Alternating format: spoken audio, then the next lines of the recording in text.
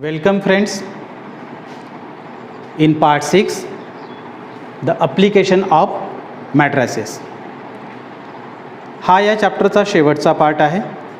आपण सुरुवात केली होती पार्ट 1 मध्ये various type of matrix, part 2 मध्ये अल्जेब्रा ऑफ मॅट्रिक्स, पार्ट 3 मध्ये मल्टिप्लिकेशन ऑफ मॅट्रिक्स कसं करायचं ते आपण बघितलं होतं. त्याच्यानंतर inverse of matrix find out केला आपण 2x2, 3x3. त्याच्यानंतर आपण inverse of matrix find out करत असताना row transformation method, column transformation method बघितली. काल आपण पार्ट 5 मध्ये inverse of matrix by adjoint method बघितलं. हा शेवटच्या टप्प्यामध्ये आलो आहे आपण, अप्लिकेशन ऑफ मॅट्रिसेस. हा या चॅप्टरचा शेवटचा पार्ट आहे. याच्यावर हमखास एक क्वेश्चन बोर्ड एक्झाममध्ये येत असतो. या व्यतिरिक्त आपण ज्या एक्झरसाइज आहे त्याही बघितल्या, काही सॉल्ड एक्झाम्पल ऑलरेडी बघितले आपण. मिसलेनियस एक्झरसाइज जी आहे ती आपण थोडी सोडून दिली आहे, ती तुमच्या प्रॅक्टिससाठी सोडली आहे आपण. पण त्यामध्ये जे काही प्रॉब्लेम्स जर येत असेल, तुम्हाला काही प्रॉब्लेम सोडवत असताना कुठे जर चुका होत असतील किंवा जमत नसेल, तर अशा प्रॉब्लेम्सला घेऊन आपण एखादी व्हिडिओ आपण नंतरच्या टप्प्यामध्ये बनवू. पण तो सुरुवातीला यासाठी आपण बनवत नाही, कारण तो ऑलरेडी जर सगळे एक्झाम्पल मी सॉल्व करून दिले तर तुम्हाला प्रॅक्टिससाठी एक्झाम्पल शिल्लक राहणार नाही. त्याच्यामुळे ते तुमच्यावर सोडलं आहे. तुम्ही त्या मिसलेनियस एक्झरसाइजमधले सगळे प्रॉब्लेम सॉल्व करून बघा, आणि जे जमले नाही ते आपण नंतर एखादी व्हिडिओ आपण करून तेही प्रॉब्लेम आपण घेण्याचा प्रयत्न करू. सर्वात अगोदर आपण करूया की हा चॅप्टर आपण संपवण्यासाठी हा जो शेवटचा पार्ट आहे ॲप्लिकेशन ऑफ मॅट्रिसेस हा बघूया.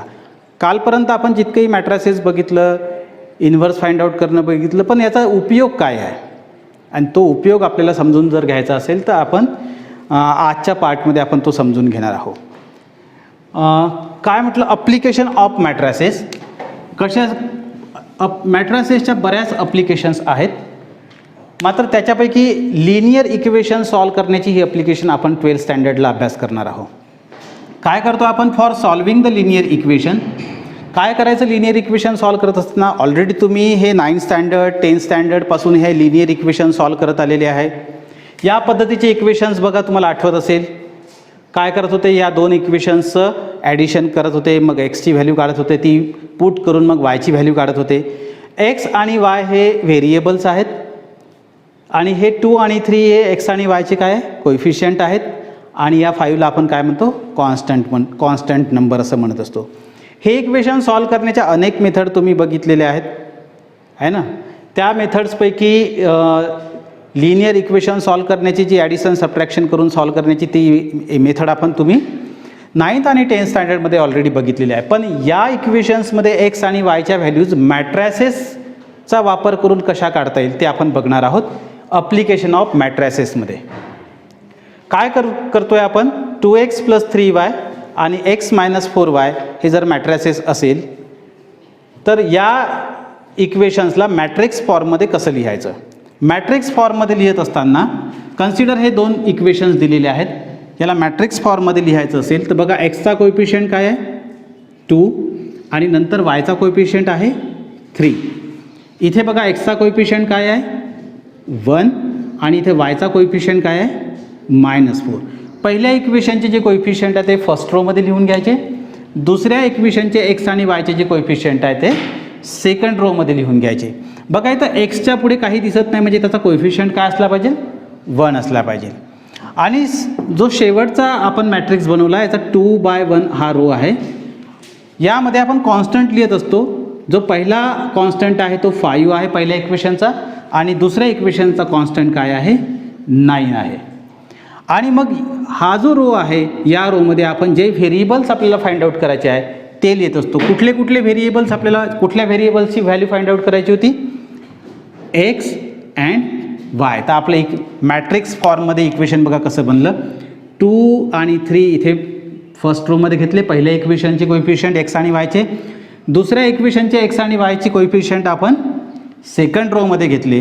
कॉन्स्टंट आपण इक्वल टूच्या नंतर लिहिलं, आणि ज्या व्हेरिएबल्स आपल्याला फाइंड आउट करायचे आहे ते एक्स आणि वाय इथे लिहिले. म्हणजे the above equation can be written. याच इक्वेशनला आपण बघा या फॉर्ममध्ये लिहू शकतो, ax = b. हा a कन्सिडर करा, हा b कन्सिडर करा, आणि हा काय आहे x. हा याला एक्स कन्सिडर करा, म्हणजे ए एक्स इक्वल्स टू बी.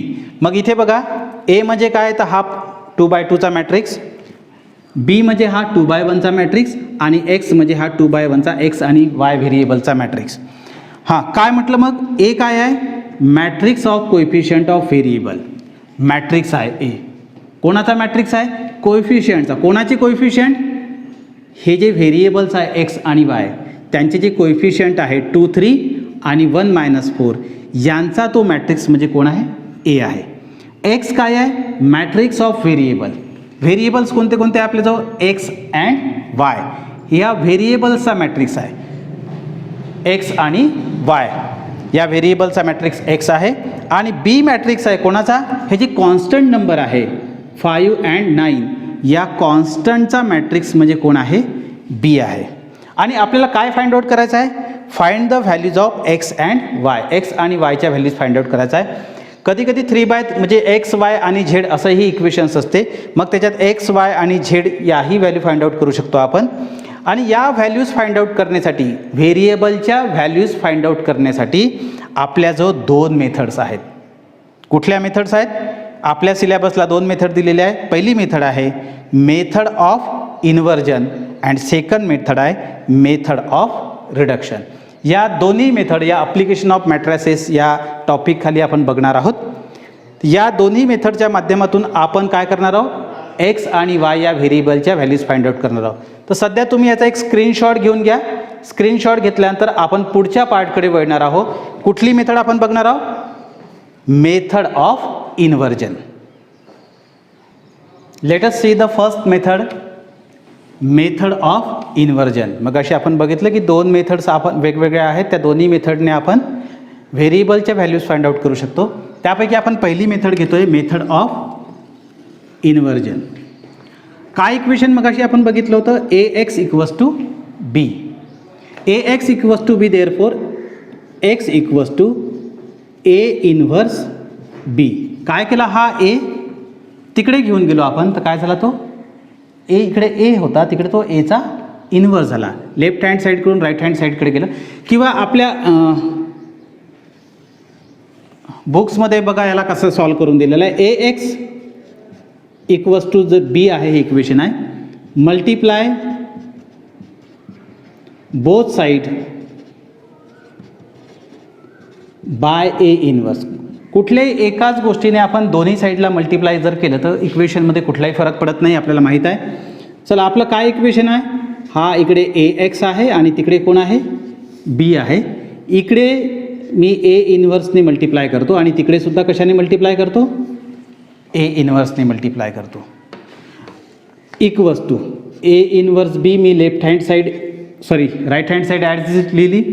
हा एक्ससुद्धा लिहिला, मी काय नाही लिहिलं, A into A inverse, A into A inverse. पण आपल्याला माहीत आहे ए इंटू ए इन्व्हर्स म्हणजे काय होते, A into A inverse means identity matrix.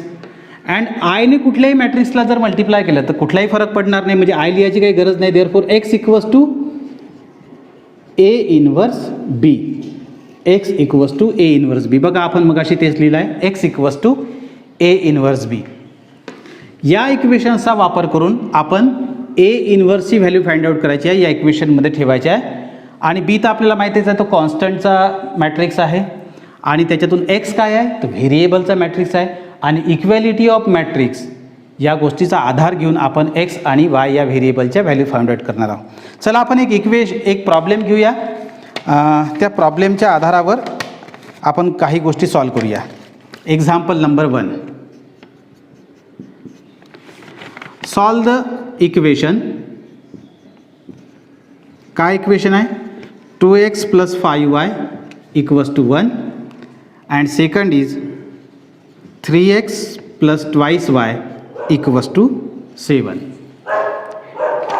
इकडचा पार्ट मी मिटवणार आहे, त्यामुळे तिकडचा पार्ट तुम्ही जर तुमच्याकडे नोटबुक आणि पेन असेल तर तो लिहून ठेवून द्या. हा अत्यंत महत्त्वाचा पार्ट आहे. काय पुन्हा एकदा मी सांगतोय, ए एक्स इक्वल्स टू बी. काय केलं आपण, बोथ साईडला ए इन्व्हर्सने मल्टिप्लाय केलं, इकडे सुद्धा ए इन्व्हर्सने आणि राईट हँड साईडला सुद्धा ए इन्व्हर्सने मल्टिप्लाय केलं. पण आपल्याला माहीत आहे ए इन्व्हर्स इंटू ए त्याची व्हॅल्यू काय असते, आय असते. I is a identity matrix, unit matrix, आणि त्याने कुठल्याही मॅट्रिक्सला मल्टिप्लाय केले तर त्या मॅट्रिक्समध्ये कुठलाही फरक पडत नाही. Therefore I into X equals to X, आणि इकडे right hand side as it is, therefore X equals to A inverse B. हा पार्ट आपण इकडे समजून घेतला. हे इक्वेशन सॉल्व करण्याच्या पूर्वी मी तो पार्ट मिटवून घेतोय. चला, हे इक्वेशन सॉल्व करायचे आहेत आपल्याला. काय इक्वेशन आहे? 2x + 5y = 1 and 3x + 2y = 7. याला सॉल्व करत असताना solution, the given equation can be written in the matrix form as follow. आपण हे दिलेले इक्वेशन मॅट्रिक्स फॉर्ममध्ये सुरुवातीला लिहून घेऊया. मग अशीच आपण जशी चर्चा केली होती त्याप्रमाणे आपण लिहूया. दिस इज द 2/2, हा व्हेरिएबलचा मॅट्रिक्स आणि हा काय आहे? कॉन्स्टंटचा मॅट्रिक्स. काय व्हेरिएबल आहे? एक्स आणि वायचे 2, 5. त्याच्यानंतर दुसऱ्या इक्वेशनमध्ये एक्स आणि वायचे व्हेरिएबल 3, 2. कॉन्स्टंट काय आहे? 1, 7. आणि व्हेरिएबल्स काय आपले? X and Y. हां, मग आपण लिहून घेऊया. व्हेअर ए इक्वल्स टू, सांगा काय आहे?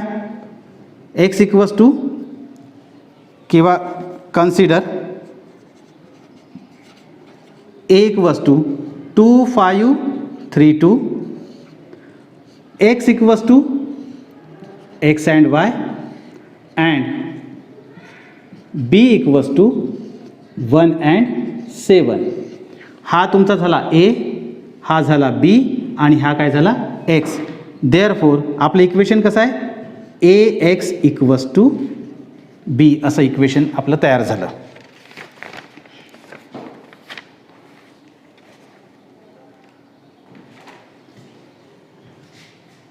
पॉज कर थोडासा. आपण इक्वेशन लिहिलं A X equals to B. Therefore हां, काय मग अशी आपण सांगितलं होतं? Therefore X equals to A inverse B. हा ए त्या आपण तिकडे घेऊन घेतलं, ए इनवर्स झाला. याला इक्वेशन 1 म्हणून आपण सोडून देऊया. आपण दुसऱ्या पार्टकडे वळूया. टू फाइंड एक्स, हा एक्स फाइंड आउट करायचा आहे. एक्स फाइंड आउट करणे म्हणजेच काय? एक्स आणि वाय या व्हेरिएबलची व्हॅल्यू फाइंड आउट करणे. टू फाइंड एक्स काय करायचं आहे? We have to find A inverse. कारण एक्सची व्हॅल्यू जर फाइंड आउट करायची असेल तर आपल्याला काय फाइंड आउट करणे गरजेचं आहे? ए इनवर्स फाइंड आउट करणे गरजेचं आहे. कारण एक्स आपल्याला माहीत नाही, बी आपल्याला ऑलरेडीच माहीत आहे. बी हा आहे 1, 7. मग कोण फाइंड आउट करायचा आहे? A inverse. आता ए इनवर्स जर फाइंड आउट करायचं असेल तर कुठल्याही मॅट्रिक्सचा इनवर्स फाइंड आउट करण्यासाठी तो एक्झिस्ट आहे की नाही हे तपासणं सगळ्यात पहिलं काम आहे. आणि ते कसं तपासत असतो? त्या मॅट्रिक्सचा आपण काय घेतो? डिटर्मिनंट घेत असतो. Therefore determinant of A equals to काय आहे? 2, 5, 3, 2. 2, 5, 3, 2 इक्वल्स टू. हां, चला cross multiplication. 2 × 2 4 -15 equals to -11. -11 is not equals to 0. Therefore A is a non singular matrix. हा सिंग्युलर मॅट्रिक्स आहे का? मग नाही, कारण त्याच्या डिटर्मिनंटची व्हॅल्यू 0 नाही आली आहे. Therefore A is a non singular matrix. Therefore A inverse exist. त्याच्यामुळे ए इनवर्स आपण काढू शकतो. चला, त्याच्या डिटर्मिनंटची व्हॅल्यू काढून ठेवली. आता इथून आपल्याला इनवर्स फाइंड आउट जर करायचं जर असेल तर इथेही सुद्धा 2 मेथड्स आहेत. आपल्या जो 2 मेथड्स आहे इनवर्स फाइंड आउट करण्याची, पहिली मेथड आपण बघितली ती रो ट्रान्सफॉर्मेशन मेथड, किंवा त्याच्यात रो किंवा कॉलम असं काहीतरी म्हणा, म्हणजेच एलिमेंटरी ट्रान्सफॉर्मेशन मेथड. आणि दुसरी मेथड आहे ॲडजॉइंट मेथड.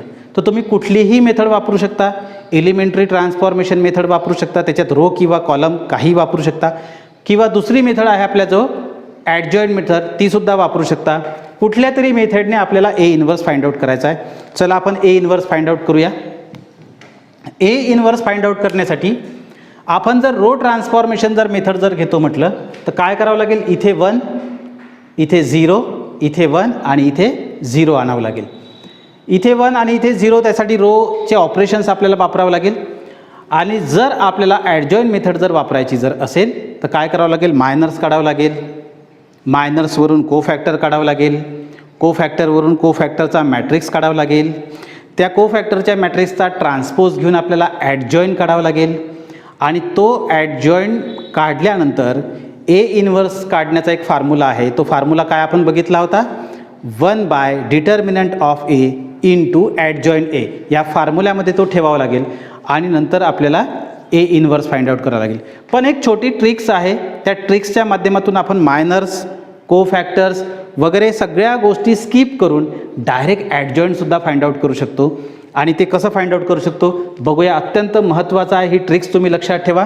या ट्रिक्सच्या माध्यमातून आपण ते खूप सारं आपण कालच्या पार्ट 5मध्ये बघितलं होतं की सुरुवातीला मायनर्स काढत असतो. मायनर्स कसे काढत असतो, ज्याचा मायनर्स काढायचा आहे त्याचा रो आणि त्याचा कॉलम स्किप करून उरलेला एलिमेंट त्याचा मायनर असतो.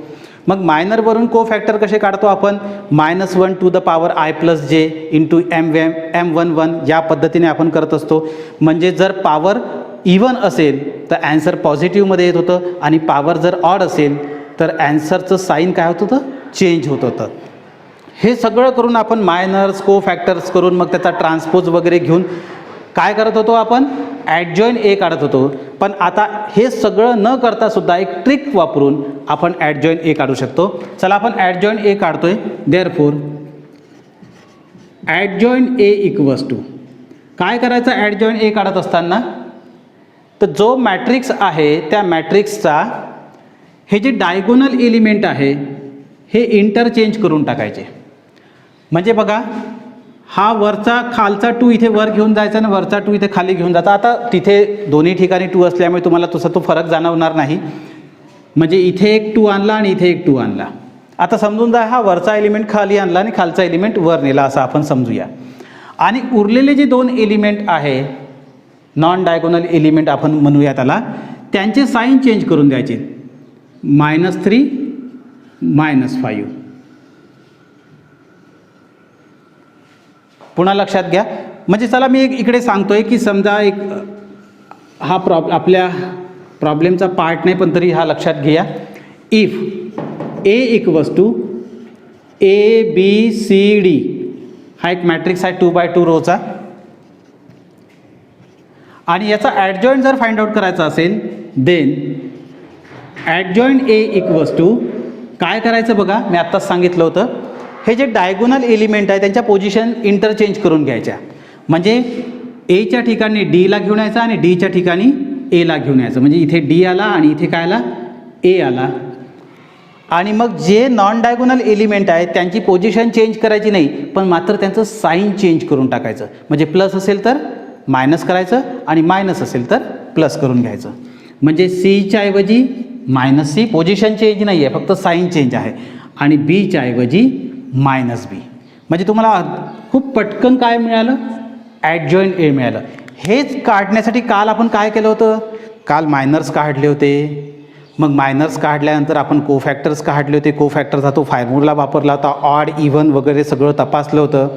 त्याच्यानंतर आपण त्याचा काय घेतला होता, ट्रान्सपोज घेतला होता. आणि मग ट्रान्सपोज घेतल्यानंतर ॲडजॉईंट ए मिळालं होतं. म्हणजे किमान 1-2 पेज आपण त्याच्यातच खर्च केले होते ॲडजॉईंट ए काढण्यापर्यंत. आता ही ट्रिक्स वापरून तुम्ही सहज काय केलं, ॲडजॉईंट ए काढलं.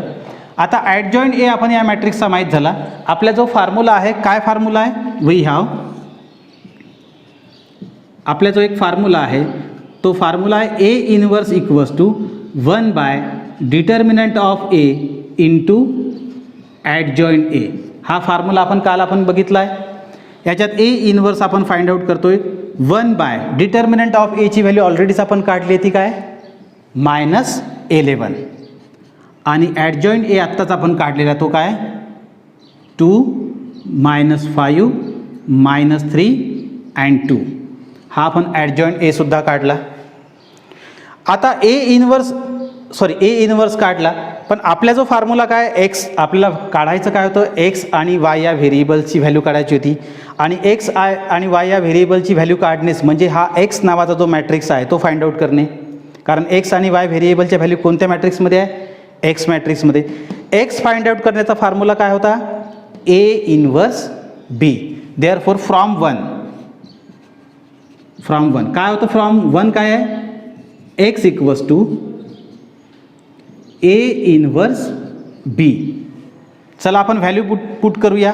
एक्सची value X Y equals to A इनवर्सची व्हॅल्यू, हे इथे ए इनवर्सची व्हॅल्यू आपण काढली, -1/11 2 - 5 -3 2. ही कोणाची व्हॅल्यू झाली, ए इनवर्सची. हा आपण काय बघितलं, ए इनवर्सची व्हॅल्यू आपण ठेवली आहे -1/11 आणि काय मॅट्रिक्स होता 2 - 5 -3 2. आणि त्याच्यानंतर ए इनवर्सची व्हॅल्यू लिहिल्यानंतर काय लिहायचं आहे, बी लिहायचं आहे. तर बीची व्हॅल्यू बघा इथे काय आहे, बीची व्हॅल्यू आहे 1 and 7. 1 7. आता बघा या दोन मॅट्रिक्सचं काय इथे मल्टिप्लिकेशन आहे. मल्टिप्लिकेशनसाठी काय कंडिशन आहे, पुन्हा एकदा ते आठवून बघा. मल्टिप्लिकेशन करत असताना काय म्हटलं आपण, number of column of first matrix is equal to number of row of second matrix असलं पाहिजे. तर याचं सांगा ऑर्डर काय आहे, 2/2 आणि याचा ऑर्डर काय आहे 2/1. Number of column of first matrix is 2 आणि number of row of first matrix is 2. Therefore 2 and 2 equal. Therefore number of column of first matrix is equal to number of row of second matrix. Therefore multiplication is possible. चला multiplication करूया. आणि multiplication केल्यानंतर जो order येणार आहे नवीन मॅट्रिक्सचा, तो ऑर्डरसुद्धा आपण इथूनच गेस करू शकतो. तो काय येणार आहे, 2/1 येणार आहे. 2/1 means 2 row and single column. Single कॉलममध्ये हा मॅट्रिक्स तयार होणार आहे. सुरुवात करूया आपण मल्टिप्लिकेशनसाठी. फर्स्ट रोला फर्स्ट कॉलमने मल्टिप्लाय करतो आणि करस्पॉन्डिंग एलिमेंट मल्टिप्लिकेशन होत असते. मी आता सध्याचा सेकंड रो मिटवून घेतो आहे, मग म्हणजे मल्टिप्लिकेशन करायला तुम्हाला सोपं जाईल. First row first column 2 × 1 2 -5 × 7 -35. First row first column झाला. आता फर्स्ट रो सेकंड कॉलम करायचा आहे, पण सेकंड कॉलम आहेच नाही इथे, त्याच्यामुळे पुढचं मल्टिप्लिकेशन होणार नाही. आता फर्स्ट रो झाला, आता काय करूया, सेकंड रो -3 2. आता फर्स्ट रो पासून आपण इथे फर्स्ट रो तयार केला. आता सेकंड रो पासून आपण इथे सेकंड रो तयार करूया. चला पुन्हा मल्टिप्लिकेशनला सुरुवात करतोय आपण. -3 × 1 -3 and 2 × 7 = 14. मल्टिप्लिकेशन झालाय. मल्टिप्लिकेशन बघा आपण काय करतोय, आपण काढतोय एक्स वाय इक्वल्स टू, इथे आहे -1/11 2 - 35. 2 - 35 मीन्स -33 and -3 + 14 मीन्स 11. आता बघूया काय करतोय, मायनसने मल्टिप्लाय करून टाकूया आणि 11ने डिवाइड करून टाकूया. म्हणजे हा -1/11 आतमध्ये घेऊन जाऊया मॅट्रिक्सच्या आतमध्ये. मायनस इंटू मायनस, पहिला एलिमेंट प्लस झाला आणि 33ला 11ने डिवाइड केलं तर काय आला आन्सर 3. दुसरा एलिमेंट बघा, मायनस इंटू इथे काय आहे plus, minus into plus minus, आणि या 11ला जर 11ने डिवाइड केलं, कारण हा 11 डिनॉमिनेटरमध्ये आहे तर डिवाइड होईल. 11ला 11ने डिवाइड केलं तर आन्सर काय आलं 1. आणि इथे काय आहे एक्स वाय. बघा काय झालं इथे एक्स वाय आणि इथे 3 - 1. Therefore by equality of matrix, मॅट्रिक्सच्या इक्वॅलिटी या नियमानुसार एक्सची व्हॅल्यू काय झाली इथे, कारण इथे बघा ऑर्डर काय आहे 2/1, याचाही ऑर्डर काय आहे 2/1. जर दोन्ही मॅट्रिक्सचा ऑर्डर जर सेम असेल तर करस्पॉन्डिंग एलिमेंट इक्वल असतात. देअरफॉर एक्सची व्हॅल्यू काय आहे, एक्स इक्वल्स टू 3 अँड वायची व्हॅल्यू काय झाली, वाय इक्वल्स टू -1.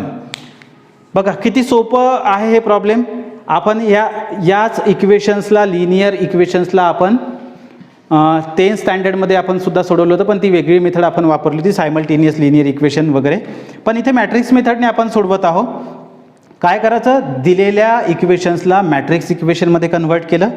त्याच्यानंतर 2x2चा जो मॅट्रिक्स आहे त्याला ए म्हटलं, कॉन्स्टंटच्या मॅट्रिक्सला आपण बी म्हटलं आणि व्हेरिएबलच्या मॅट्रिक्सला आपण एक्स म्हटलं. मग इक्वेशन लिहून घेतलं, A B equals to x. हा ए तिकडे पाठवला, ए इन्व्हर्स झाला, याला इक्वेशन नंबर 1 देऊन सोडून द्या.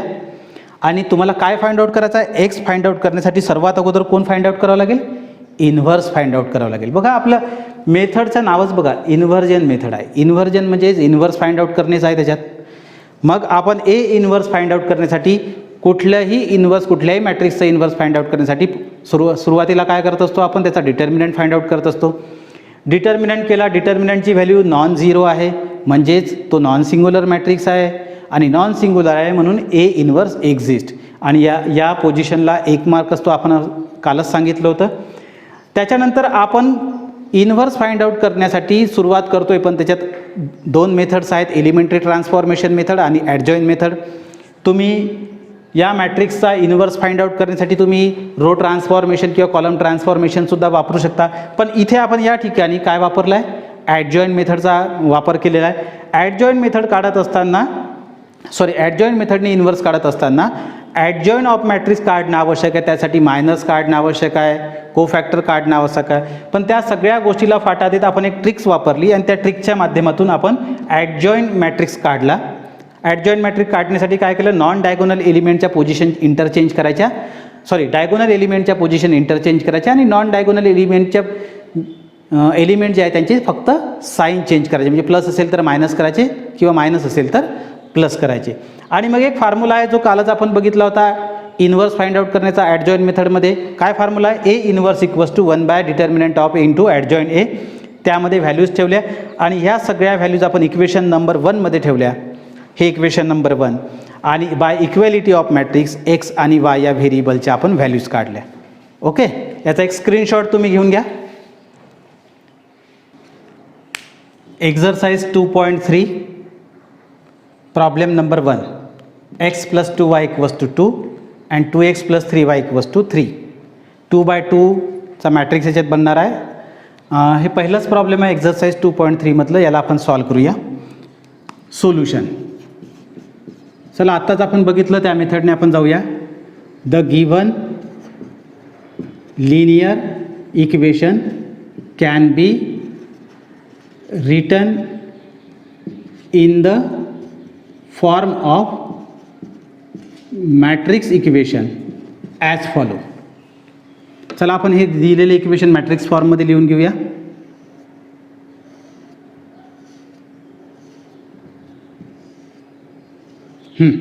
सुरुवातीला पहिल्या इक्वेशनपासून फर्स्ट रो, एक्सचा कोएफिशियंट काय आहे दिसत नाही म्हणजे 1, वायचा कोएफिशियंट 2, इथे एक्सचा कोएफिशियंट 2 आणि वायचा कोएफिशियंट 3. इथे आपण व्हेरिएबल्स लिहित असतो एक्स वाय आणि इकडे कॉन्स्टंट पहिल्या याच्यात 2 आणि दुसऱ्या याच्यात कॉन्स्टंट 3. व्हेअर इथे काय आहे, कन्सिडर करा ए इक्वल्स टू काय 1 2 2 3. हा ए, हा एक्स काय आहे व्हेरिएबल्स एक्स वाय व्हेरिएबल्सचा मॅट्रिक्स आणि बी काय आहे तर कॉन्स्टंटचा मॅट्रिक्स 2 अँड 3. हा कॉन्स्टंटचा मॅट्रिक्स बी आहे. देअरफॉर काय दिसते याच्यावरून, ए एक्स इक्वल्स टू बी. हा ए, हा एक्स इक्वल्स टू हा बी. देअरफॉर एक्स इक्वल्स टू, मग काय म्हणाल तुम्ही, हा एला तिकडे पाठवा, ए इन्व्हर्स बी. याला इक्वेशन नंबर 1 देऊन सोडून दिला आपण. मग आता एक्सच्या व्हॅल्यूज फाइंड आउट करण्यासाठी, म्हणजेच एक्स वाय या व्हेरिएबलच्या व्हॅल्यूज जर आपल्याला फाइंड आउट करायच्या आहे, या व्हेरिएबलच्या व्हॅल्यू फाइंड आउट करणे म्हणजे एक्सची व्हॅल्यू फाइंड आउट करणे. आणि ती फाइंड आउट करायची असेल तर म्हणजे तुम्हाला काय काढणं आवश्यक आहे, ए इन्व्हर्स काढणं आवश्यक आहे, कारण बी तर आपल्याला माहीतच आहे. मग काय म्हणू आपण, for finding A inverse find out करण्यासाठी काय करावं लागेल, सुरुवातीला डिटर्मिनंट ऑफ ए घ्यावं लागेल. एचा डिटर्मिनंट ए काय आहे 1 2 2 अँड 3. 1 2 2 अँड 3, चला cross multiplication. 3 - 4 equals to -1 is not equals to 0. याची व्हॅल्यू 0 आहे का? नाही. Therefore A is non singular matrix, therefore A inverse exist. त्याच्यामुळे ए इनवर्स एक्झिस्ट आहे. आता ए इनवर्स काढू शकतो आपण, त्याचा डिटर्मिनंट आपण काढलेला आहे. पण मगाशीच मी चर्चा केल्याप्रमाणे ए इनवर्स फाइंड आउट करण्यासाठी आपल्याजवळ दोन मेथड आहेत, एक एलिमेंटरी ट्रान्सफॉर्मेशन मेथड आणि दुसरी ॲडजॉईंट मेथड. पहिलं प्रॉब्लेम जे आपण घेतलं होतं ते ॲडजॉईंट मेथड वापरली होती. आता हे एक प्रॉब्लेम आपण एलिमेंटरी ट्रान्सफॉर्मेशन मेथडने करून बघूया. देअरफॉर एलिमेंटरी ट्रान्सफॉर्मेशन मेथडने जर करायचं असेल प्रॉब्लेम तर काय करत असतो आपण? काय इक्वेशन आहे? We have A into A inverse equals to I, हे इक्वेशन आपण वापरत असतो. चला याच्यात ए काय आहे? ए आहे 1 2 2 3, 1 2 2 3. ए इनवर्स आपल्याला फाइंड आउट करायचा आहे. आणि आय काय आहे? आयडेंटिटी मॅट्रिक्स आहे 1 0 0 1 ऑफ द सेम ऑर्डर. हा 2x2चा ऑर्डर आहे, त्याच्यामुळे ह्याचा ऑर्डर काय राहील? 2x2चाच ऑर्डर राहील. आता आपण याला एलिमेंटरी ट्रान्सफॉर्मेशन मेथडने का बरं घेतो आहे? कारण एलिमेंटरी ट्रान्सफॉर्मेशन मेथडने जर कुठलं प्रॉब्लेम घ्यायचं आणि कुठलं ॲडजॉईंट मेथडने घ्यायचं हे जर बघायचं असेल तर इथे जर 1 असेल तर फारच सोपं होऊन जाते. कारण आपल्याला इथं काय पाहिजे? 1 0 0 1 असं पाहिजे. आणि मग असं जर प्रॉब्लेम असेल तर मग तुम्हाला एलिमेंटरी ट्रान्सफॉर्मेशननं सोडवायला सोपं जाते. याच्या पूर्वीच्या प्रॉब्लेममध्ये इथे 1 नव्हता, त्याच्यामुळे मी ॲडजॉईंट मेथड वापरली होती. या काही छोट्या मोठ्या गोष्टी जर लक्षात ठेवल्या तर आपल्याला मेथड निवडत असताना सोपं जाते. चला आपण रो ट्रान्सफॉर्मेशन करूया. तर सगळ्यात अगोदर काय पाहिजे? इथे 1 पाहिजे. आणि त्या 1 ऑलरेडीच 1 आहे, त्याच्यामुळे एक स्टेप आपली वाचली आहे. नंतर 1च्या मदतीने इथे काय आणायचं आहे? 0 आणायचं आहे. म्हणजे हा कोण आहे आपला? R1 आणि हा R2. कोणाच्या ठिकाणी 0 आणायचं आहे आपल्याला? 2च्या ठिकाणी 0 आणायचं आहे. कारण या मॅट्रिक्सला तुम्हाला आयडेंटिटी मॅट्रिक्समध्ये कन्वर्ट करायचं आहे, 1 0 0 1 मध्ये कन्वर्ट करायचं आहे. म्हणजे इथे 0 आणायचा आहे. हा 0 कुठल्या रोमध्ये आहे? सेकंड रोमध्ये आहे, R2 मध्ये आहे. म्हणजे कोणाला चेंज करावं लागेल? R2 changes to. इथे R2 लिहिलं का पुन्हा इथे R2 लिहायचं. आणि हेल्प कोणाची घेतो आहे आपण? R1ची हेल्प घ्यायची आहे, या 1ची हेल्प घ्यायची आहे. पण इथे 2 आहे, इथं 2 असतं तर बरं झालं असतं. पण इथे 2 आणण्यासाठी काय करावं लागेल? याला 2ने मल्टिप्लाय करावं लागेल. म्हणजेच कोणाला 2ने मल्टिप्लाय करावं लागेल? R1ला 2ने मल्टिप्लाय करावं लागेल. आणि मल्टिप्लाय केल्यानंतर सबट्रॅक्ट करावं लागेल. चला आपण ऑपरेशनला सुरुवात करतोय. काय ऑपरेशन आहे? R1ला -2ने मल्टिप्लाय करा आणि त्याच्यात कोण मिळवा? R2 मिळवा. हा R1 मल्टिप्लाय करा. 1 मल्टिप्लाय बाय -2 -2 + 2 0. चला एक काम अगोदर करून घ्या की R1मध्ये कुठलाही चेंज नाही, तर तो लिहून घेऊया. R1मध्ये नो चेंज आहे. ए इनवर्स इक्वल्स टू इथे 1 0. R1मध्ये कुठलाही चेंज नाही, तर तो आपण लिहून घेतला.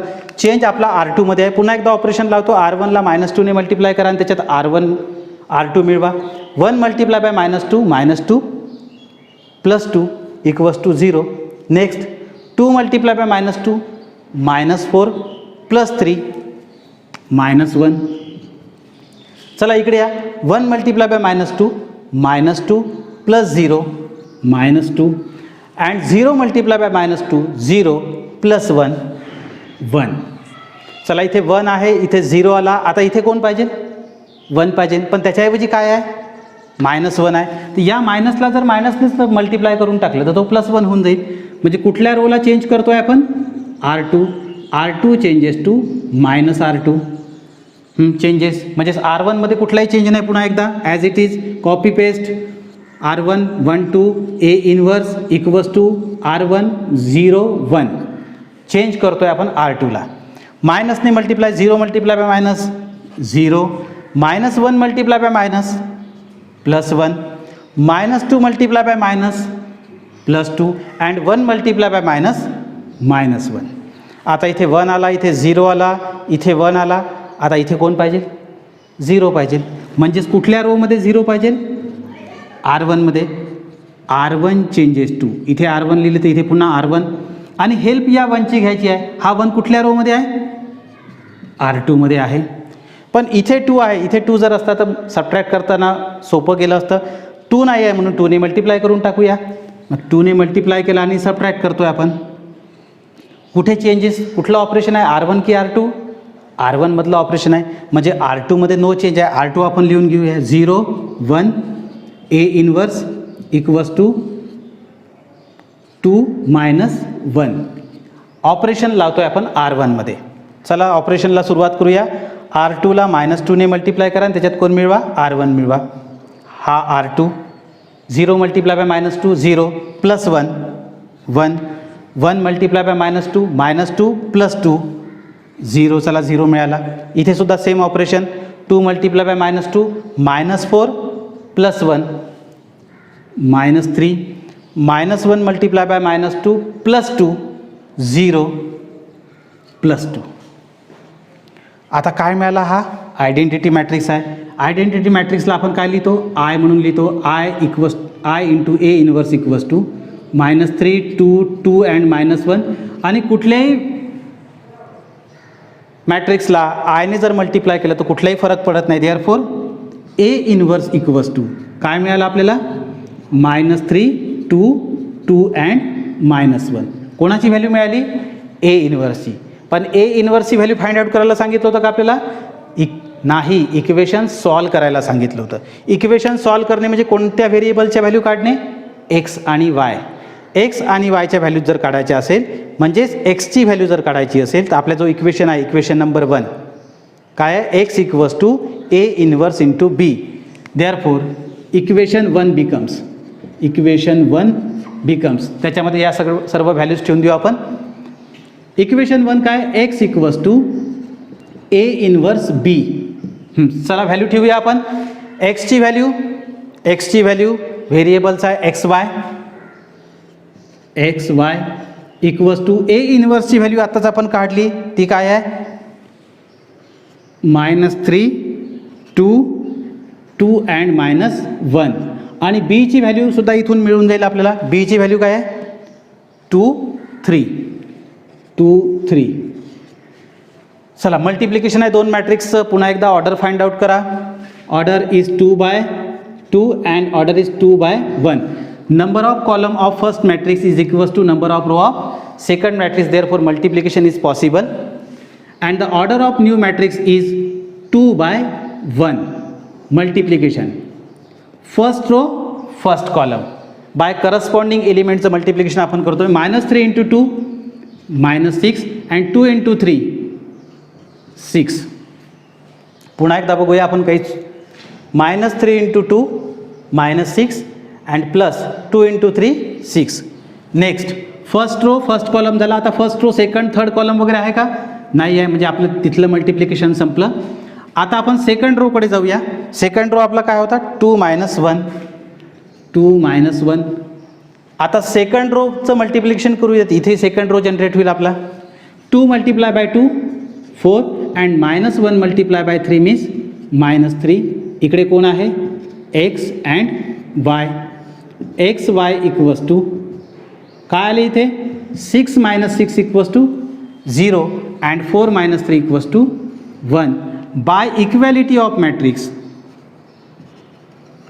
मॅट्रिक्सच्या इक्वॅलिटी या नियमानुसार एक्सची व्हॅल्यू काय झाली? 0 अँड वायची व्हॅल्यू काय झाली? 1. आपण पहिलं प्रॉब्लेम जे घेतलं होतं तेही प्रॉब्लेम असंच आहे, पण त्याच्यामध्ये आपण इन्व्हर्स फाइंड आउट करण्यासाठी ॲडजॉईंट मेथड वापरली होती. इथे मुद्दामून आपण ॲडजॉईंटच्या ऐवजी रो ट्रान्सफॉर्मेशन मेथड वापरून दाखवली. याचा अर्थ तुम्ही कुठलीही मेथड वापरून इन्व्हर्स फाइंड आउट करा आणि बाय इक्वॅलिटी ऑफ मॅट्रिक्स याचा आधार घेत तुम्ही व्हेरिएबल्सच्या म्हणजेच एक्स आणि वायच्या व्हॅल्यू फाइंड आउट करू शकता. कुठली मेथड घ्यायची हे कशावरून ठरवायचं? मगाशी मी एक छोटंसं क्ल्यू तुम्हाला देण्याचा प्रयत्न केला होता. समजा इथे 1 वगैरे जर ऑलरेडी असेल तर तुम्हाला रो ट्रान्सफॉर्मेशन मेथडने हे सोपं जाईल. आणि इथे 1 नसेल, वेगवेगळे नंबर्स असतील, 1 0 यासारखे नंबर बिलकुलच नसेल त्या मॅट्रिक्समध्ये, तर तुम्ही ॲडजॉईंट या मेथडचा वापर करून तो इन्व्हर्स फाइंड आउट केला तर जास्त सोपं जाईल. तुमच्यावर डिपेंड आहे, तुम्हाला जी मेथड जास्त योग्य वाटते ती मेथड निवडा आणि एक्स आणि वायच्या व्हॅल्यूज तुम्ही काढू शकता. हे आपण बघत आहोत method of inversion, application of मॅट्रायसेसमधला हा पार्ट आहे. या पार्टमध्ये आपण 2x2चे रोज 2x2 ऑर्डर असलेले हे प्रॉब्लेम्स घेतले. 3x3चा ऑर्डर असलेले प्रॉब्लेमसुद्धा आपण पाहूया. तोपर्यंत याचा एक स्क्रीनशॉट तुम्ही घेऊन घ्या. ओके, एक प्रॉब्लेम आहे पेज नंबर 60 तुमच्या टेक्स्टबुकमध्ये. वर्ड प्रॉब्लेम आहे. प्रॉब्लेम नंबर 3 मी वाचून दाखवतो आहे. The cost of 4 pencil 3 pen and 2 eraser is ₹60. The cost of 2 pencil 4 pens and 6 eraser is ₹90. whereas the cost of 6 pencil, 2 pen and 3 eraser is ₹17. Find the cost of each item by using the matrices. Matrices किंवा matrix मेथडचा वापर करून आपल्याला काय find out करायचं आहे? Cost of pen, pencil and eraser. तर चला आपण एक बॉक्स बनवून घेऊया. त्या बॉक्सच्या आधारावर ते प्रॉब्लेम सॉल्व करणं फार सोपं जाईल. सुरुवातीला आहे पेन्सिल,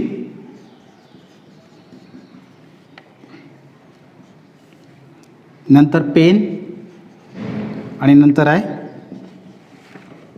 इरेजर.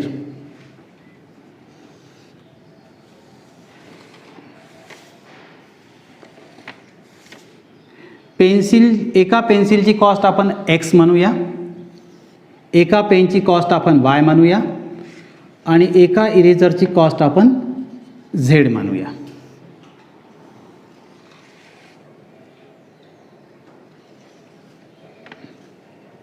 आणि इथे टोटल. ओके, चला आपण इक्वेशन बनवूया. म्हणजे असा बॉक्स बनवला म्हणजे फारच सोपं होऊन जाते काम. काय म्हटलेलं आहे? 4 pencil 3 pen, 4 pencil 3 pen and 2 eraser. कॉस्ट किती आहे? ₹60. ओके, नेक्स्ट आहे 2 pencil 4 pen and 6 eraser. 2 pencil 6 pen and 2 pencil 4 pens. Okay, sorry, 2 pencil 4 pens and 6 eraser. Cost is ₹90. And last 6 pencil 2 pens and 3 eraser. Cost is ₹70. Okay, आता हा box बनला म्हणजे संपूर्ण problem तुमच्या डोळ्यापुढे आला. काय आहे प्रॉब्लेम बघा. समजा आपण काय म्हटलं, पेन्सिल, एका पेन्सिलची व्हॅल्यू काय आहे? एक्स, एका पेनची व्हॅल्यू वाय आहे आणि एका इरेजरची व्हॅल्यू झेड आहे. त्यांनी काय दिलेलं आहे की 4 पेन्सिल 3 पेन अँड 2 इरेजरची टोटल कॉस्ट काय आहे? 60. असं दुसरं इक्वेशन आणि असं एक तिसरं इक्वेशन, 3 इक्वेशन दिलेलं आहे. आपण सुरुवात करूया. हे प्रॉब्लेमचं डिस्क्रिप्शन आपण एका बॉक्समध्ये घेऊन घेतलं. Let the cost of 1 pencil is x, 1 pen is y and 1 eraser is z. म्हणजे एका पेनची किंमत एक्स आहे, एका पेनची किंमत वाय आहे आणि एका इरेजरची किंमत काय आहे? झेड आहे. त्यावरून आपण इक्वेशन, देअरफॉर इक्वेशन्स तयार करतो आहे आपण. बघा, 4 एका याची एक्स म्हणजे काय झालं? 4x plus 3y plus 2z equals to काय आहे? 60.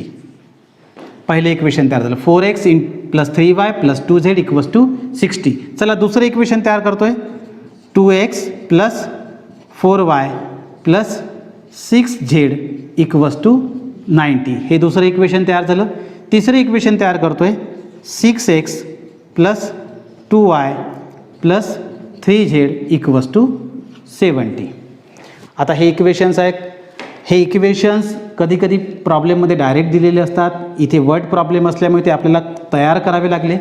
आता या इक्वेशन्सच्या माध्यमातून आपण याला मॅट्रिक्स इक्वेशनमध्ये कन्व्हर्ट करूया. Therefore matrix equations are matrix equation. सुरुवातीला काय करायचं? पहिल्या इक्वेशन्सपासून पहिला रो, दुसऱ्या इक्वेशनपासून दुसरा रो आणि तिसऱ्या इक्वेशनपासून तिसरा रो. हां, काय आहे पहिला equation? 4 3 and 2. Second 2, 4 and 6. Third इक्वेशनचे कोएफिशियंट काय आहेत 6, 2 अँड 3. आपण व्हेरिएबलचे जे कोएफिशियंट्स आहे त्याच्यापासून ए तयार करत असतो. व्हेरिएबल एक्स वाय आणि झेड त्यांचे कोएफिशियंट आपण 4, 3, 2 आपण फर्स्ट रोमध्ये लिहिले. दुसऱ्या व्हेरिएबलचे कोएफिशियंट आपण सेकंड रोमध्ये लिहिले आणि तिसऱ्या इक्वेशनच्या व्हेरिएबलचे कोएफिशियंट आपण थर्ड रोमध्ये लिहिले.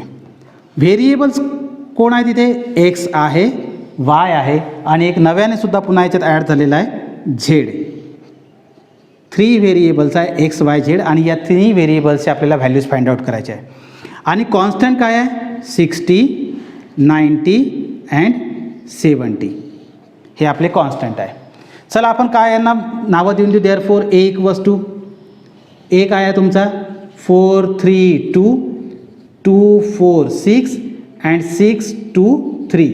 हा आपला ए झाला. एक्स काय आहे एक्स आहे एक्स वाय झेड हा आपला एक्स झाला. आणि बी काय आहे तर कॉन्स्टंटचा मॅट्रिक्स आहे 60, 90 अँड 70. कन्सिडर करूया आपण. कन्सिडर हा ए आहे, हा एक्स आहे आणि हा बी आहे. देअरफॉर आपला जो इक्वेशन काय आहे इक्वेशन आहे आपल्या जो ए एक्स इक्वल्स टू बी. मग काय करूया आपण देअरफॉर एक्स इक्वल्स टू हा एला तिकडे पाठवून देऊया. ए इनवर्स बी याला इक्वेशन नंबर 1 देऊन आपण सोडून देत असतो. मग आता आपल्याला एक्स फाइंड आउट करायचा आहे म्हणजेच या व्हेरिएबलची व्हॅल्यूज फाइंड आउट करायची आहे एक्स वाय आणि झेडची. आणि तो एक्स फाइंड आउट करण्यासाठी आपल्याला काय माहीत असणं आवश्यक आहे इनव्हर्स माहीत असणं आवश्यक आहे एचा इनव्हर्स. तर इनव्हर्स फाइंड आउट करण्यासाठी सुरुवात करूया. We have to find A inverse. आणि ए इनव्हर्स जर फाइंड आउट करायचं असेल तर पहिली स्टेप काय असते त्याचा डिटर्मिनंट घेणे. Therefore determinant of A equals to काय आहे तो मॅट्रिक्स 4, 3, 2, 4, 3, 2, 2, 4, 6, 2, 4, 6 अँड 6, 2, 3, 6, 2, 3. याचा आपण डिटर्मिनंट घेतो आहे. 4ला आपण सिलेक्ट केलं. 4 हा फर्स्ट रो आणि फर्स्ट कॉलममधला एलिमेंट. फर्स्ट रो आणि फर्स्ट कॉलम सोडून द्यायचं आणि उरलेले 4 एलिमेंटचं आपण क्रॉस मल्टिप्लिकेशन करतो. सांगा मग काय 4 × 3 12 मायनस 6 × 2 12 मायनस 3. या 3ला सिलेक्ट केलं त्याच्या अगोदर आपण मायनस लिहिलं. आता 3चा रो आणि 3चा कॉलम सोडून दिला. उरलेले 4 एलिमेंटचं क्रॉस मल्टिप्लिकेशन करतो आहे आपण. 2 × 3 6 मायनस 6 × 6 36 प्लस आता कोणाला निवडलं आपण 2ला निवडलं. आणि 2 निवडल्यानंतर 2चा रो आणि 2चा कॉलम सोडून द्या.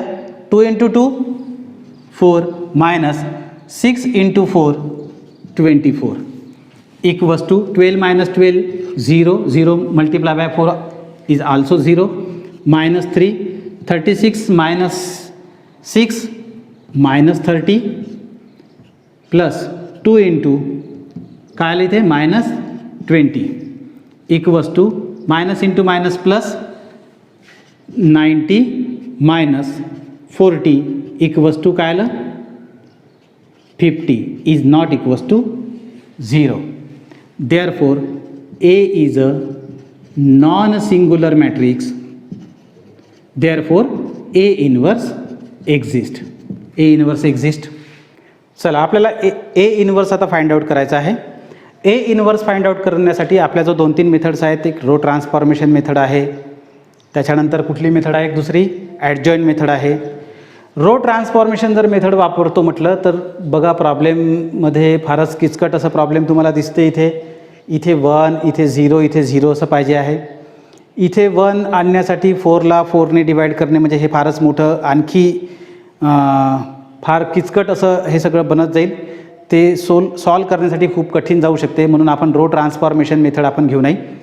रिडक्शन मेथडनं ह्या प्रॉब्लेमला फारच सोप्या पद्धतीनं सॉल्व करता येईल. मात्र रिडक्शन मेथड मी अजूनपर्यंत तुम्हाला सांगितली नसल्यामुळे आपण या प्रॉब्लेमला ॲडजॉईंट मेथडने सोडवूया.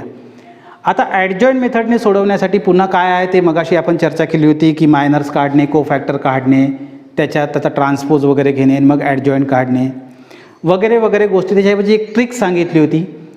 ती ट्रिक्स 2x2च्या मॅट्रिक्ससाठी आहे, तशी एक ट्रिक्स 3x3च्या सुद्धा मॅट्रिक्समध्ये आहे. ती ट्रिक्स काय ते आपण समजून घेऊया. हा आपल्या सोल्युशनचा पार्ट नाही, तरी पण आपण इथे समजून घेऊया. काय आहे आपलं मॅट्रिक्स 4 3 2 2 4 6 6 2 3. हे आपले एलिमेंट्स होते, ते आपण जशा तसे तिथे लिहून घेतले. काय करायचं बघा, ट्रिक्स मी सांगतोय तुम्हाला, अत्यंत काळजीपूर्वक बघा. 4 2 6 हा जो फर्स्ट कॉलम आहे तो इकडे लिहून घ्यायचा. पुन्हा एकदा 4 2 6. हा जो सेकंड कॉलम आहे 3 4 2 हा पुन्हा एक त्याच्या बाजूला लिहून घ्यायचा. 3 4 2. काय केलं आपण, फर्स्ट कॉलम इथे लिहून घेतला 4 2 6 4 2 6. सेकंड कॉलम पुन्हा तिकडे बाजूला लिहून घेतला 3 4 2 3 4 2. हे 2 कॉलम वाढवले मी.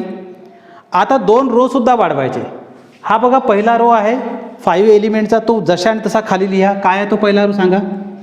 4 3 2 4 3. हा पहिला रो लिहिला आपण, पहिला रो वाढवला. पुन्हा एक रो वाढवतोय आपण. हा दुसरा रो इथे खाली लिहा 2 4 6 2 4. काय केलं बघा, एलिमेंट्स लिहून घेतले आपण 3x3च्या मॅट्रिक्समधले. त्याच्यानंतर त्याचे 2 कॉलम आपण वाढवले. पहिला कॉलम रिपीट केला, दुसरा कॉलम पुन्हा रिपीट केला, असे 2 कॉलम वाढवले. आणि त्याच्यानंतर जे 5 एलिमेंट आले त्याच्यापासून पहिला रो पुन्हा आपण वाढवला. फर्स्ट रोपासून एक रो वाढवला आणि सेकंड रोपासून पुन्हा एक रो आपण वाढवून घेतला. आता बघा काय करायचं, मी ट्रिक्स सांगतोय आपल्याला ॲडजॉईंट काढण्याची. आता हा फर्स्ट रो आणि हा फर्स्ट कॉलम याला डिलीट करा. आणि डिलीट केल्यानंतर बघा आपण काय काढतोय, आपण डायरेक्ट ॲडजॉईंट ए काढतोय. तो कसा निघेल, काय करायचं, कॉलम घ्यायचे. पहिले 2 कॉलम निवडायचे. आता हे तर डिलीटच झाले. आता हे 2 कॉलम निवडायचे, पहिले 2, आणि त्याच्यातले हे 4, नंतर हे 4 आणि नंतर हे 4, असे 4 एलिमेंट निवडायचे आणि त्यांचं क्रॉस मल्टिप्लिकेशन करायचं. तुम्ही कॉलममध्ये निवडत आहे, मात्र इथे रोमध्ये लिहिणार आहे. तिथून प्रोसेस कुठे चालणार आहे, कॉलममधली. मात्र इथे आपण राईट कुठं करणार आहोत, रोमध्ये. कारण तुम्हाला आठवत असेल आपण ट्रान्सपोज घेतला होता ॲडजॉईंट ए काढत असताना. को फॅक्टरचा काय घेत असतो आपण, ट्रान्सपोज घेत असतो. म्हणजे कॉलमपासून आपण रो तयार करत असतो, तोच ट्रान्सपोज आपण इथे घेणार आहोत. बघा आपण हे पहिले 4 एलिमेंट निवडले. करा क्रॉस मल्टिप्लिकेशन. 4 × 3 12, 4 × 3 12 मायनस 2 × 6 12. काय आलं, 12 12. काय आला, 0. आता हे दुसरे 4 निवडा, पहिला दुसरा तिसरा चौथा. 2 × 2 4 मायनस 3 × 3 9. काय आन्सर आलं, -5. -5. त्याच्यानंतर हे शेवटचे 4 निवडा. 3 × 6 18 मायनस 4 × 2 8. 18 - 8 10. बघा काय झालं, आपण कॉलममध्ये प्रोसेस केल्या आणि लिहिलं कुठे, रोमध्ये लिहिलं. आता हे पहिले 2 कॉलम घेतले होते. आता हा पहिला कॉलम सोडून घ्या, दुसरे 2 कॉलम घ्या. दुसरे 2 कॉलम घेतो आहे आपण. हे 2 एलिमेंट आणि हे 2 एलिमेंट. 6 × 6 36 मायनस 3 × 2 6. काय आन्सर आलं, 30. त्याच्यानंतर हे पहिला हे 4 घेतले होते, आता हे 4 घ्या. 3 × 4 12 मायनस 6 × 2 12, दॅट इज 0. त्याच्यानंतर हे शेवटचे 4 घ्या. 2 × 2 4 मायनस 6 × 4 24. ॲन्सर काय आलं, -20. पहिल्या 2 कॉलम घेतले आपण, नंतर पहिला सोडून दिला, दुसरा आणि तिसरा कॉलम घेतला. आता पहिला आणि दुसरा सोडून घ्या, तिसरा आणि चौथा कॉलम. हे 4 एलिमेंट बघा. 2 × 2 4 मायनस 6 × 4 24. काय आन्सर आलं, -20. हे 4 निवडा. 6 × 3 18 मायनस 4 इंटू 2 8 दॅट इज 10 आणि नंतर शेवटचे 4 4 into 4 16 minus 3 into 2 6 that is 10. काय मिळालं तुम्हाला? ॲडजॉईंट ए मिळाला. आता ॲडजॉईंट ए मिळाल्यानंतर त्याच्यापासून इन्व्हर्स फाइंड आउट कसा करायचा? ए इन्व्हर्स इक्वल्स टू काय फॉर्म्युला आहे? 1 बाय वी हॅव एक फॉर्म्युला आपल्याला माहीत आहे 1 by determinant of A into adjoint A equals to 1 by determinant of A. Value आपण काढून ठेवलेली आहे. काय डिटर्मिनंट ऑफ व्हॅल्यू? 50 आणि ॲडजॉईंट ए काय आहे? 0 minus 5 10 30 0 minus 20 minus 20 10 and 10. Okay, काय फाइंड आउट केलं तुम्ही? ए इन्व्हर्स. ही व्हॅल्यू आपण कुठे ठेवून देणार आहोत? Equation number 1. कुठे लिहिलं आहे आपण? हे इक्वेशन नंबर 1. चला त्या इक्वेशन नंबर 1 मध्ये आपण ही व्हॅल्यूज ठेवूया. देअरफॉर इक्वेशन 1 बिकम्स काय आहे equation? X equals to A inverse B. हां, एक्स काय आहे सांगा?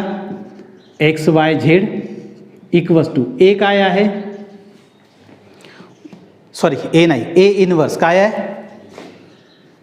1/50 आणि मॅट्रायसिसमध्ये काय लिमिट आहे? 0 minus 5 10 0 minus 5 10 30 0 minus 20 30 0 minus 20 minus 20 10 10 minus 20 10 10. Okay, आणि ए इन्व्हर्स लिहिला. आता त्याच्या शेजारी कोण लिहायचं आहे? B. Multiply by B. B where is B? हां, बी 60 90 70 60 90 अँड 70.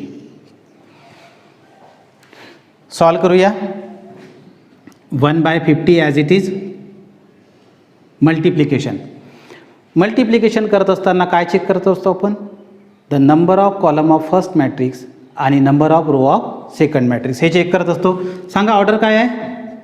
3/3 आणि ऑर्डर व first row second row third row 3 by single column 3/1.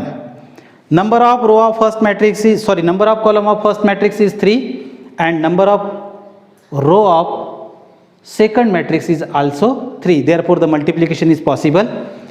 First row ला फर्स्ट कॉलमने मल्टिप्लाय करतोय आपण. बाकीचे 2 रो आपल्याला दिसत नाही असं कन्सिडर करूया. Multiplication start. 0 मल्टिप्लाय बाय 60 मिटवू का मी थोड्या वेळासाठी? मिटवलं तर जास्त सोपं जाईल तुम्हाला. 0 multiply by 60 0 minus 5 multiply by 90 काय झालं? Minus 450 and 10 multiply by 70 that is 700. First row first column. आता first row second column third column वगैरे आहे का? नाही आहे, म्हणजे तो पार्ट संपला आपला. आता आपण सेकंड रोकडे येऊया. सेकंड रोपासून इथे सुद्धा सेकंड रो जनरेट होईल. सेकंड रो काय? 30 0 and minus 20 30 0 and minus 20. Start. 6 into 3 18 and 2 0. Okay, 1800. 0 multiply by 90 0 and minus 20 multiply by 70 7 into 2 14 and 0 0. हा आपला सेकंड रो तयार झाला. आता थर्ड रोपासून आपण थर्ड रो तयार करतोय. थर्ड रो काय आहे? Minus 20 10 10 minus 20 10 10. हां, 6 इंटू 2 12 मायनस साईन आहे and 2 0. 10 into 90 900 and 10 into 70 700. Okay, मी सर्व लिहून घेतो अगोदर. 0 minus 5 10 0 minus 5 10 and 30 0 minus 20 30 0 minus 20. Okay, चला आपण कॅल्क्युलेट करूया. 1/50. काय आन्सर आलं? 700 minus 450, that is the 250. 1800 minus 1400, that is the 400. And minus 1200 plus 900, that is the minus 300. Minus 300 plus 700, that is 400. Okay, बरोबर आहे calculation. 9 plus 7, 9 plus 7 1600, 1600 minus 1200, that is the 400. Okay, चला 50 ने divide करून टाकूया. Divide by 50 आहे, काय answer येईल? हा 1/50 आतमध्ये घेऊन गेलं म्हणजेच डिवाइड बाय 50 होऊन जाईल. ॲन्सर आहे इथे 10 नाही 5. ओके, इथे काय आलं 8 आणि इथे सुद्धा 8. इकडे डिवाइड करून पाहू शकता तुम्ही. 250 डिवाइड बाय 50, 0 0 कॅन्सल, 5 5 25. त्याचप्रमाणे 400 divide by 50, 0 0 cancel and 5 8 48 answer. आणि इथे काय आहे? X y and z. Therefore by equality of matrix काय झालं? X equals to 5, y equals to 8 and z equals to 8. X y आणि झेडच्या व्हॅल्यूज मिळाल्या. पण एक्स वाय झेड काय आहे? एक्स कोणाची व्हॅल्यू आहे? 1 पेन्सिल. 1 पेन्सिलची व्हॅल्यू आहे एक्स, म्हणजेच पेन्सिलची व्हॅल्यू काय झाली? 5 रुपीज. 1 पेनची व्हॅल्यू वाय आहे. पेनची व्हॅल्यू आपल्याजवळ काय आली? 8. वायची व्हॅल्यू 8, म्हणजे 1 पेनची व्हॅल्यू 8 रुपीज. आणि 1 इरेझरची व्हॅल्यूसुद्धा 8 रुपीज. झेडची व्हॅल्यूसुद्धा वाय आली. आपल्याला ते फायनली लिहावं लागेल. Therefore the values of 1 pencil is 5 rupees, value of 1 pen is 8 rupees and value of 1 eraser is 8 rupees. हे प्रॉब्लेम तसं वास्तविक आपण रिडक्शन मेथडने घ्यायला पाहिजे होतं, पण रिडक्शन मेथड अजूनपर्यंत आपण तुम्हाला सांगितली नसल्यामुळे मी हे ॲडजॉईंट मेथडनेच हे प्रॉब्लेम घेतलं. तर ॲडजॉईंट काढण्याची एक ट्रिकसुद्धा तुम्हाला मी सांगितली आहे. त्या ट्रिक्सनुसार तुम्ही ॲडजॉईंट मेथड काढला आणि ॲडजॉईंट मेथडने आपण बाय इक्वॅलिटी ऑफ मॅट्रिक्स वापरून व्हेरिएबल एक्स वाय आणि झेडच्या व्हॅल्यूज काढल्या. ओके, पुढचा जो आपण पार्ट घेणार आहोत त्याच्यात अप्लिकेशन्स ऑफ मॅट्रासेस हाच पार्ट घेतोय. पण इथे आपण काय घेतलं? By method of inversion. आता आपण दुसरी मेथड वापरणार आहोत. ती मेथड काय आहे? By the method of reduction. Reduction मेथडने व्हेरिएबलच्याच म्हणजे एक्स वाय झेडच्या आपण व्हॅल्यूज फाइंड आउट करणार आहोत. या सगळ्या प्रॉब्लेमची तुम्ही खूप प्रॅक्टिस करा, कारण प्रॅक्टिसशिवाय हे शक्य नाही आहे. मी कितीही प्रॉब्लेम तुम्हाला सॉल्व्ह करून दिले तरी त्याला काही अर्थ राहणार नाही जोपर्यंत तुम्ही स्वतः सोडून बघणार आहे. आपण पुढच्या पार्टमध्ये भेटणार आहोत बाय रिडक्शन मेथडने. तोपर्यंत या सर्व गोष्टीचा तुम्ही खूप खूप सराव करा. Okay, thank you.